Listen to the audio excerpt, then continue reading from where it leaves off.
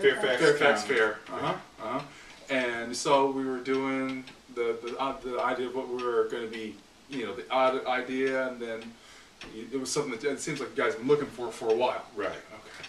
You know, now it seems like in my experience, when people are in a situation where they know something, they want something done, you know, their house is uncomfortable, they already know it. Generally speaking, it seems like they're nervous about something. They think it's either going to cost way too much, or you've tried it before and companies had failed. Tell me about that, Gail Ann. What happened with?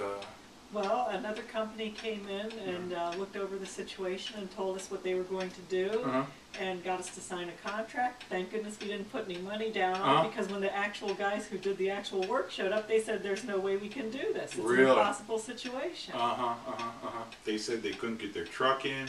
That the floorboards were all, the floorboards were the big thing. First off, they complained about the floorboards, and we said, the guy who came in and did the inspection, we told him about him. He said, oh, no problem, we'll take care of it. And these guys are saying, we're not touching the floorboards, that's your problem. Oh my gosh, so the guys came in, they had the truck here all ready to go, they turned around and left. Right. Oh my gosh, okay. So, now how long ago was that? About a year ago. About a year ago. Okay, alright. So, you made an attempt at it a year ago. Now, once we did the audit of the house and everything, tell me how that process went for you. What did you think about that?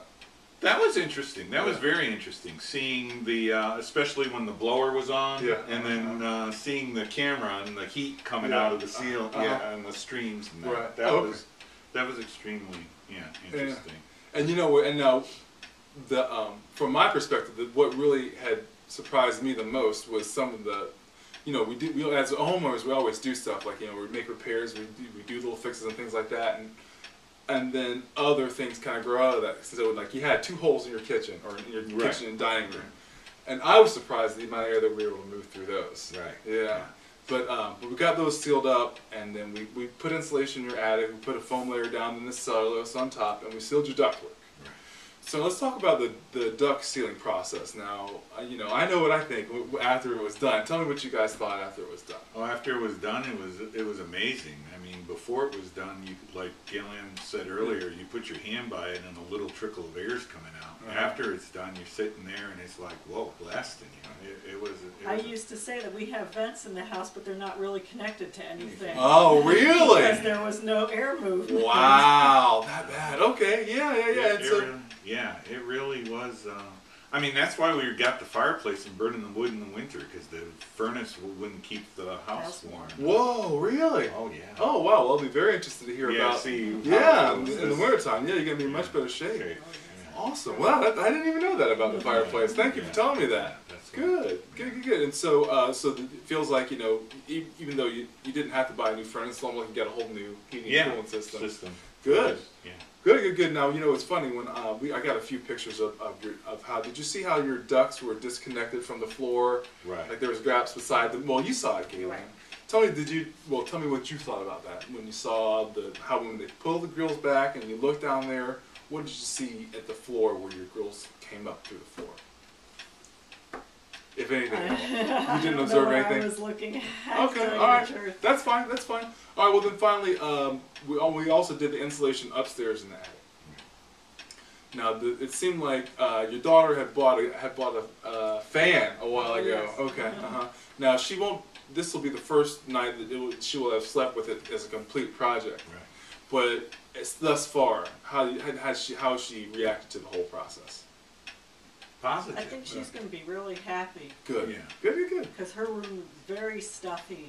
No air movement, even with the air conditioner on. Okay. All right. And with that cap that we got for the attic door, I think that'll help improve. Yes, it'll definitely do that. It'll keep her room warmer in the winter. Yeah.